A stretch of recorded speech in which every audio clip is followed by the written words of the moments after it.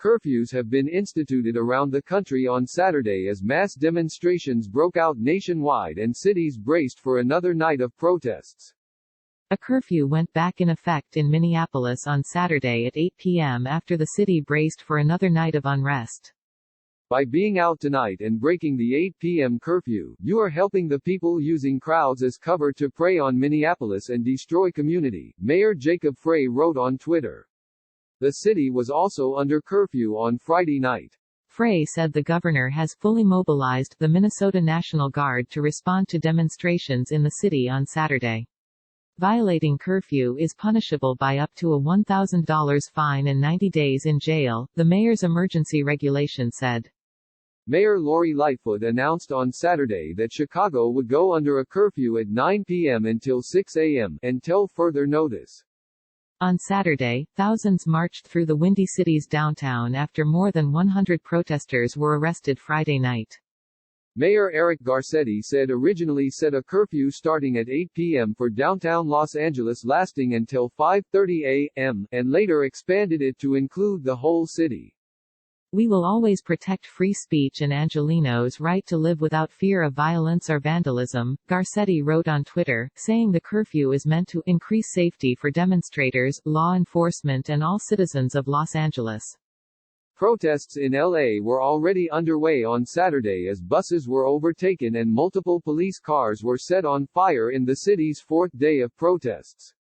Beverly Hills also issued a dusk-to-dawn curfew amid protests and vandalism. Atlanta went under a curfew Saturday evening, Mayor Keisha Lance Bottoms announced in an executive order.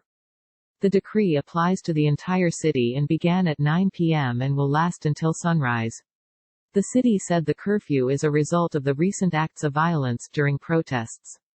On Friday, Atlanta saw mass demonstrations where protesters set a police car on fire, struck officers with bottles, and vandalized the headquarters of CNN. After Denver was rocked by 2 days of protests, Mayor Michael Hancock announced he is enacting a curfew on Saturday to help protect people and property. The curfew began at 8 p.m. on Saturday and will last until 5 a.m. Sunday, Hancock said in a press release. There will also be a curfew in place on Sunday evening.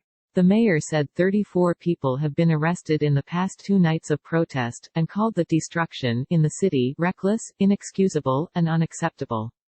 Mayor Jim Kenney announced he was placing Philadelphia under a curfew on Saturday. The city's curfew started at 8 p.m. and will last until 6 a.m. on Sunday. On Saturday, thousands of people marched in Philadelphia in a protest that led to many fires. One Starbucks became engulfed in flames, in addition to some police cars. Pittsburgh went under curfew at 8:30 p.m. on Saturday. The news comes after the city declared the protest an unlawful assembly, and police reported rioting and looting throughout downtown, telling residents to avoid the area. Seattle joined the growing list of cities under curfew Saturday, with its curfew beginning at 5 p.m. Mayor Jenny Durkin said, crowds need to disperse from downtown immediately. While many individuals gathered peaceful, some individuals have started fires and are destroying buildings, the mayor wrote on Twitter. There are multiple fires downtown and it is an extremely dangerous situation. Both Ohio cities announced curfews as the governor has ordered the Ohio National Guard to respond to the growing unrest.